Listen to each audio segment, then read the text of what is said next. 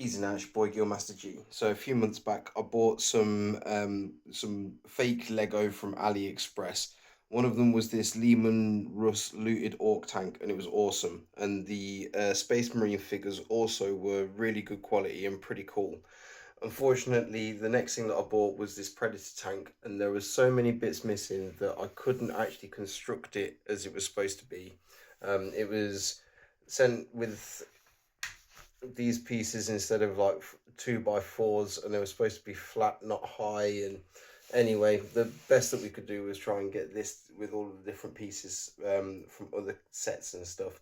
I would highly recommend the other bits. They were awesome. This, not so much. Yeah, it was quite frustrating and disappointing. And like I said, I didn't even end up with a finished item. So that's the best that we got. Be very cautious when you're ordering off of AliExpress and what. Be prepared to not get what it is that you're after. Anyway, I hope this helps. Peace.